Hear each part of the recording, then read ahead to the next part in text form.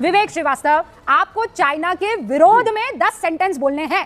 3.5 sentence में आपने कहा हमें दोस्ती करनी है, दोस्त बड़े अच्छे होते हैं, हमें तो पाकिस्तान से भी दोस्ती करनी। गलत, आपको 10 में से मिलेगा अंडा। सॉरी। मुझे बहुत लोग कहते हैं रूबिका जी आप आपका शो देखना बंद करेंगे, विवेक जी का चेहरा नहीं देखने। कई बार ऐसा लोग बोलते हैं। अरे झूठ बोल रहा है, ये झूठ बोल। चीनी कम है लेकिन उसके बावजूद चीनी ज्यादा है इनमें भाई। अरे वो वाली चीनी समझ रहे हो, समझ रहे हो आप? अप्लाई कर रहा है वो यहाँ पे, नहीं यहाँ पे हथियार सप्लाई करेगा और उसके जवाब दे दूं रूबिका जी। ये आपका डबल चेहरा है, पहले आप चेहरा उजागर कर दीजिए। और सुनिए मेरी बात, जो आपके नेता पहले कहते थे कि ये देश, और मुझे आप इसलिए बहुत पसंद है, you never cross your limits. ठीक है, आप 10 तरह की बातें कर लेते हैं Vivek ji, and I really admire you कि आप लॉजिक डिबेट करते हैं, लॉजिकल हो कि इलॉजिकल हो, लेकिन आप बंद करो हाथ जोड़ के। मैं मोदी साहब से गुजारिश करता हूँ। जय श्री राम दोस्तों, वंदे मातरम। स्वागत है आप सभी का हमारी इस डिबेट वीडियो में। आज के डिबेट वीडियो बहुत ही मज़ेदार होने वाली है। अगर आप सभी लोग डिबेट देखना पसंद करते हैं और आप सभी ने हमारे चैनल को सब्सक्राइब नहीं किया है तो सब्सक्राइब कर लीजिए, ताकि हम आपके लिए ऐसे ही और डिबेट लाते रहें। चलिए जल्दी से शुरू करते हैं इस डिबेट वीडियो को और दिखाते हैं आप लोगों को मेन वीडियो। विवेक श्रीवास्तव, आपको चाइना के विरोध में 10 सेंटेंस बोलने हैं। Time starts now. अच्छा, विरोध में बोलने हैं जी। देखिए, चाइना के विरोध में जो हमारे बॉर्डर पे डिस्प्यूट्स उनके साथ होते हैं, मैं उसके खिलाफ हूं। हमारे में प्रेम होना चाहिए, पार्टनरशिप होनी चाहिए, जॉइंट मिलिट्री एक्सरसाइज होनी चाहिए। उनको भी मानना चाहिए हमें महान देश है। I stand for the friendship of India and China and also the friendship of India and Pakistan. के बेकार के युद्ध से क्या मिलेगा? 80 करोड़ लोगों को हम खाना नहीं दे पाते। कहने साहब पाकिस्तान में, लाहौर में तो पानी नहीं है। अरे अपने मुल्क को देखो, यहाँ सैनिटेशन है हर जगह, यहाँ पानी है हर जगह। 10 sentences not in favor of China but against China। 3.5 sentence में आपने कहा हमें दोस्ती करनी है, दोस्त बड़े अच्छे होते हैं, हमें तो पाकिस्तान से भी दोस्ती करनी। गलत, आपको 10 में से मिलेगा अंडा। सॉरी, नहीं अब नहीं आप फेल हो गए, फेल हो गए आप। अपने सीपीएम के पॉलिट ब्यूरो के लेटर में नक्सलियों का पक्ष लेते हैं। जब नक्सलियों का एनकाउंटर होता है, वो कैसे चाइना के खिलाफ बोल सकते हैं? मेड इन चाइना ड्रोन्स को हमने मुंह तोड़ जवाब दिया, गलवान में चाइना की हालत खराब कर दी, पर विवेक नहीं बोल पाएंगे। अब समझ में आपको इनका दिल कहां पे है? रूबिका जी 2.5 की बात हो रही है, वो अमेरिका से बेहतर है। अमेरिका हमारे साथ नहीं खड़ा हुआ, पकड़े गए। मतलब चीन ने पाकिस्तान की मदद करी, विवेक श्रीवास्तव नहीं बोल सकते। अमेरिका को देखो जिसके प्राइम मिनिस्टर जाते हो गया सर, ये हिंदुस्तान के अंदर कर सकते हैं। चीन में शी जिनपिंग के खिलाफ बोलते हैं तब तक जेल में होते हैं। की जरूरत हो सकती है, हिंदुस्तान को चाइना की मैं इंडिया के खिलाफ नहीं हूं। बिल्कुल नहीं, सुनिए सर, अगर आप होंगे तो यहाँ बैठे, आपको लगता है आप यहाँ बैठ पाएंगे अगर इंडिया के खिलाफ होंगे तो? विवेक श्रीवास्तव जी, आपको लगता है आप यहाँ बैठ पाएंगे? नहीं, कोई भी इंडिया के खिलाफ नहीं है, कोई अपोजिशन पार्टी नहीं है, सबका कंट्रीब्यूशन है। सफलता सर जयराम रमेश का बड़ा कंट्रीब्यूशन है। विवेक श्रीवास्तव, आप बहुत पढ़ते लिखते हैं और इसीलिए मुझे बहुत लोग कहते हैं रूबिका जी आप आपका शो देखना बंद करेंगे, विवेक जी का चेहरा नहीं देखने। कई बार ऐसा लोग बोल देते हैं, लेकिन ये देश लोकतंत्र का सबसे बड़ा परिचायक है। आप अपनी बात कह सकते हैं और मुझे आप इसलिए बहुत पसंद है, you never cross your limits. ठीक है, आप 10 तरह की बातें कर लेते हैं Vivek ji, and I really admire you कि आप लॉजिक डिबेट करते हैं, लॉजिकल हो कि इलॉजिकल हो, लेकिन आप इस तरीके, और इसीलिए मैं दर्शकों को भी कहना चाहती हूँ कि विवेक जी की बातें आपको नापसंद हो, कोई बात नहीं, शख्स बहुत अच्छा है, हिंदुस्तानी है, भारतीय है, भले ही चीन वाला प्रेम है, चीनी कम है, लेकिन उसके बावजूद चीनी ज्यादा है इनमें भाई। अरे वो वाली चीनी, मोहब्बत वाली चीनी भारत के लिए। पहले भी कहा है, प्लेटफॉर्म की जैसे कांग्रेस को यूज करते हैं, जैसे खिलाड़ियों को, रिटायर्ड अधिकारियों को या फिल्म स्टार्स को आप लाते हो पार्टी के अंदर, तो रगड़ाई करके या संगठन से आए या थोड़ा बहुत, जैसे सुनील दत्त वगैरह, शत्रुघ्न सिन्हा जी थे, ऐसे लोग आते हैं तो अगर समाज सेवा करके आते हैं जब तो कोई दिक्कत नहीं, आप सीधे आप हेलीकॉप्टर से लाते हो, फिर उनकी इच्छा शक्ति इतनी जागृत हो जाती है, कांग्रेस के केयरटेकर ही हम हो जाए, कांग्रेस को ज्ञान देने लग जाए, कांग्रेस को अध्यापन करने लग जाए। ये बात आपको समझ में आ रही है? मेरे टॉप लीडरशिप को नहीं समझ में आ रही है। मतलब एक आम आदमी अगर इस बात को समझ पा रहा है तो आपको लगता है राहुल जी को ये बात समझ में नहीं आ रही होगी, सोनिया जी को समझ में नहीं आ रही होगी, प्रियंका जी को समझ में नहीं आ रही होगी। क्या बात कर रहे हैं सर आप? अब जो परेशानी दुनिया को दिखाई दे रही है, अगर वो लीडर को नहीं दिखाई दे रही है, इसका मतलब वो इग्नोर कर रहा है उस बात को देखकर, अनजान बन रहा है। रूबिका जी पर एक बहुत बड़ी बात है, क्या अनुराग भदौरिया और विवेक श्रीवास्तव जिनके पार्टी के लोग भी उस डेलीगेशन में गए हैं, क्या वो मानते हैं कि उनके पार्टी के एमपी जो है पार्टी डेलीगेशन में गए वो आतंकवादी है? जयराम रमेश ने उनको आतंकवादी से कंपेयर किया। अगर नहीं है तो अनुराग भदौरिया की पार्टी कब जयराम रमेश के खिलाफ जो है ऑफिशियल ट्वीट कर रही है? मैं बोलूंगा वो चिल्लाना शुरू कर देंगे। नहीं, आप हमेशा ही बोलते रहते हैं अनुराग भदौरिया, हमेशा हर में आप विक्टिम कार्ड खेलते हैं। क्या आपके आतंकवादी है या नहीं है? चल रहा है, हम क्या करें? दो एंकर हैं आप और रूबिका जी, जो आपको बोलना है बोलो। अनुराग भाई, हमने को गाली बकनी है, बको पर जयराम रमेश ने आपके मेंबर ऑफ पार्लियामेंट को आतंकवादी बोला है। मैं सांतवना आपके एमपीस के साथ पूछ लीजिए, अभी पता चल जाएगा असलियत क्या है। ओके ओके ओके, अच्छा कितना मिनट में मौका मिलेगा बोलने का? रूबिका जी बता दीजिए, मैं उसके आप डिस्टर्ब नहीं करेंगे। उनके बाद रिबटल दे दीजिए, बोलिए, समय बोलिए कितना देंगे? 20 मिनट ना टोके। मैं कह रही हूं आपको पूरा टाइम मिलेगा, बढ़िया बोलिए, मैं तो आपको बोलने का मौका दूंगी। देखिए, भारतीय जनता पार्टी के, बता दूं आपको, प्रधानमंत्री नरेंद्र मोदी का रोड शो चल रहा है। हाँ चलिए शुरू कीजिए।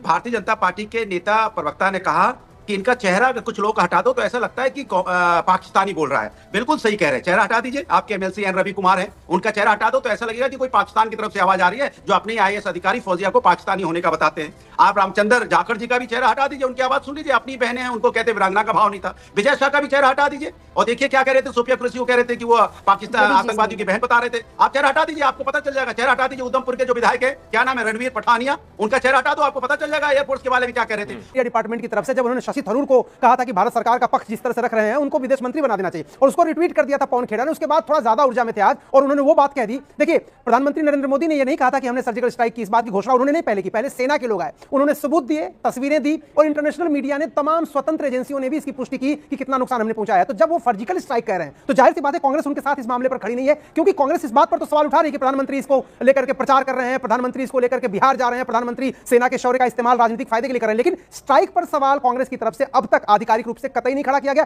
क्योंकि वो सवाल डीजीएमओ के ऊपर सीधे जाता, सेना के ऊपर सीधे जाता। सेना ने सबूत दिए हैं, तस्वीरें दिखाई हैं, और पूरी दुनिया ने माना कि स्ट्राइक हुई है। तो उदित राज का जहां तक बयान है, वो निश्चित रूप से, वो अभी थोड़ी देर बाद उन्होंने सफाई दे दी अपने बयान पर, कहा कि मेरे कहने का ये मतलब नहीं था। वो अपने घर से जब बयान देते हैं, मैंने ऑफिशियल पोडियम से बयान नहीं दिया, लेकिन हाँ इतना जरूर है कि कांग्रेस की किरकिरी होती है, चाहे राशिद अलवी बयान दे, उदित राज बयान दे, इस बयान पे सफाई तो कांग्रेस को देनी पड़ेगी। अभी 12 बजे जब आप हमसे बात कर रहे हैं, प्रेस कॉन्फ्रेंस से कांग्रेस की निश्चित रूप से इस पर सफाई देगी। जहां तक मेरी बात है, मैंने बात की है, उन्होंने कहा कि ये कतई हम स्ट्राइक पर सवाल खड़े ही नहीं कर सकते, सेना के शौर्य पर सवाल नहीं कर सकते। स्ट्राइक हुई है, अच्छी तरीके से हुई है। कांग्रेस कह रही है कि देखिए हम तो सरकार पर, सरकार की नीति पर सवाल उठा रहे हैं, सेना पर तो हम कभी कुछ नहीं बोले हैं, हम तो चुप रहे हैं। सेना के मान का, उनके सम्मान का, उनके शौर्य का हम तो उसके आगे नतमस्तक है। हम तो मोदी से पूछ रहे हैं कि कितने रफाल गिरे, हम तो मोदी से पूछ रहे हैं कि वो 4 आतंकी जो जिन्होंने पहलगाम की घटना की थी वो कहां गए। हम तो मोदी से पूछ रहे हैं कि आप बिहार में रैलियां कर रहे हैं और इसको पॉलिटिकली भुनाने की कोशिश कर रहे हैं। देखिए, बिल्कुल मोदी के नाम पर ही कांग्रेस नेता लगातार सेना के शौर्य पर, उनकी वीरता पर, उनके पराक्रम पर लगातार सवाल उठा रहे हैं। पहले की जो 2 स्ट्राइकें हुई उन पर भी उन्होंने सवाल उठाए, सबूत मांगे, और अब चाहे उदित राज हो या राशिद अलवी हो या टीएमसी के मंत्री हो, वो लगातार प्रधानमंत्री नरेंद्र मोदी के बहाने सवाल उठा रहे हैं, और सवाल भी ऐसे जो शर्मसार कर देने वाले। मेरे साथ बीजेपी कह रहे, देखिए हम थोड़ी, ये तो खुद वहां के बड़े लीडर कह रहे हैं। जय हिंद रूबिका। देखिए, आप जो आज मुद्दा उठाई हैं वो इतना डीप है, क्योंकि उन्होंने आपको भी और सारे मीडिया को, इन्होंने कहा मीडिया मैनेज करके पुलवामा करवाया था, ये भी शायद उनका बयान मैं ऐसे सुना। और आपने जो कहा कि क्या इसका फायदा आपका जो एडवर्सरी है, जिसके ऊपर में ये इतनी बड़ी जीत, इतनी बड़ी सफलता। और देखिए, वर्ल्ड की मीडिया को मैं अभी, आप देखें, जॉन स्पेंसर जो हैं, वर्ल्ड के फेमस अथॉरिटी हैं मॉडर्न कॉम्बैट के ऊपर, operation Sindoor exceeds its aim, India achieve massive victory. ये शायद इनको अच्छा नहीं लगेगा यदि मैं बोलूंगा, तो मैसिव, ये आपकी मीडिया नहीं बोल रही है, देश की मीडिया नहीं बोल रही है, ये मीडिया के बाहर के और ये ऑथेंटिक लोग हैं। टॉम कॉपर को सुनिए, ये आवाज कभी मैं नहीं सुना, मेरी 40 साल से से भी ज्यादा योगदान रहा है एक्टिव, और उसके बाद तो मैं इसके बाद भी लगा हुआ हूं, आपके साथ लगा हूं, क्योंकि जो देश की आवाज के साथ, देखिए जो डीप स्टेट खेलता है, भारत में भी मैं मानता हूं डीप स्टेट की बात नहीं होती है, चाहे वो सत्ता में हो या विपक्ष में हो, एक डीप स्टेट होता है जो ऑलवेज आपको खड़ा कर मिलेगा एडवर्सरी के साथ। आपने बड़ा अच्छा बताया कि भावनाओं को 1 महीना शायद दबाए हुए थे, 22 मई का समय पार हुआ है और पूरी भावनाएं निकल के सामने आ रही हैं। वही चीज सर्जिकल 2016 में भी यही आपने कहा ना, ये सर्जिकल, मैं बहुत डिबेट किया था उस समय भी, कि ये सर्जिकल स्ट्राइक नहीं है, सर्जिकल स्ट्राइक है। 2019 उसमें कहा कि कौवे गिरा दिए, ये पत्ते मार दिए, आपने क्या किया उसकी प्रूफ दे दीजिए, ये तो वो भी फर्जी ही माना कि कहीं जाकर के आप जंगलों में बम गिरा के आ गए। इस बार जबकि पूरी दुनिया के अंदर में आपका डंका बज रहा है, आपके साथ वेरियस ग्रुप दुनिया के east and west and north and south, पूरे विश्व के अंदर में जाके आपके उन बातों को कर रहे हैं। ओवैसी साहब को सुनिए, तरूर साहब को सुनिए, आज के दौर में अगर राजनीति, सियासत, राजधर्म किसी से सीखना है तो ये 2 नाम है सर जो सामने आते हैं, शशि थरूर और असद ओवैसी। असद ओवैसी जैसी मुखर आवाज और प्रखर आवाज, मतलब प्रधानमंत्री नरेंद्र मोदी की एक बात को कभी उन्होंने समर्थन दे दिया हो? कभी भी नहीं, never ever it has happened. और आज की तारीख में हर्षवर्धन जी, जब आप अपने ही लीडर को ट्रोल करने लग जाते हैं, ये कहकर के चमचागिरी कर रहे हो, मैं शशि थरूर की बात कर रही हूं सर, तो किस लेवल पर जा रही है ये सियासत? देखिए रूबिका जी, मुझे लगता है कि कांग्रेस पार्टी जो कुछ कर रही है वो हम सबके लिए चिंता का विषय होना चाहिए।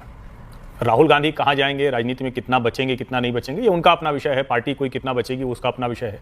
लेकिन स्वतंत्र भारत के इतिहास में कभी किसी विपक्षी दल ने भारत के शौर्य को इस तरह से अपमानित करने का काम नहीं किया। ये चमचागिरी कह देना, सर्जिकल स्ट्राइक कह देना, ये सब एक अलग बात है। लेकिन जब आप पूरी सेना को सेना का नेतृत्व करने वाले भारत के प्रधानमंत्री को, सेना को एक जिसको कहते हैं ना कि उनको जो लोग जान अपनी दांव पर लगा देते हैं, उन सैनिकों को, उन सबको बिग क्वेश्चन मार्क के दायरे में लाते हैं, तो दरअसल आप देश का नुकसान कर रहे हैं, भारत के लोकतंत्र का नुकसान कर रहे हैं, और जिस संविधान की शपथ लेकर ये सांसद बने हैं उसका भी नुकसान कर रहे हैं, उसका भी बुरा कर रहे हैं। अब इसमें जरा आप देखिए, इसके पीछे सबसे बड़ा कारण वही है। और कई बार मुझे लगता है कि जब हम राजनीति में होते हैं तो डर इतना ज्यादा होता है। राहुल गांधी को लगता है कि 42 से जो 99 पहुंचे, अगर नरेंद्र मोदी इसी तरह से ताकतवर दिखते रहे, अगर नरेंद्र मोदी भारत के नेता के तौर पर इतने सक्षम, इतने सशक्त दिखते रहे, तो उनका आगे का पॉलिटिकल प्रॉस्पेक्ट खत्म हो जाएगा। लेकिन उनको यह समझना चाहिए कि अटल बिहारी वाजपेयी जब जेनेवा गए थे, नरसिंहा राव ने भेजा था, तो वो और सलमान खुर्शीद एक साथ हंसते मुस्कुराते निकले, एक नेता के तौर पर, एक देश के नेता के तौर पर व्यवहार कर रहे थे। शशि थरूर वही व्यवहार कर रहे हैं, सुप्रिया सुले वही व्यवहार कर रही हैं, कनी मोजी वही व्यवहार कर रही हैं। कौन है ऐसा जो नहीं व्यवहार कर रहा? फिर राहुल गांधी वाली कांग्रेस, और मैं फिर कह रहा हूं, खड़गे जी की वो चिट्ठी केसी वेणुगोपाल के हस्ताक्षर वाली, उसके पहले उसके बाद अजय राय ने क्या किया, सिद्धारमैया ने क्या किया, खुद खड़गे जी ने क्या किया, तारिक अहमद कर्रा ने क्या किया, रॉबर्ट वाड्रा जो गांधी परिवार के दामाद हैं उन्होंने क्या किया, मतलब फेहरिस्त है उसकी। ये हर वक्त संदेह खड़ा कर रहे थे। उस वक्त इनको डर लग रहा था कि अभी अगर हमने कुछ कहा तो पब्लिक का रिएक्शन होगा, पब्लिक सड़क पर उनको बुरी तरह से घेर लेगी।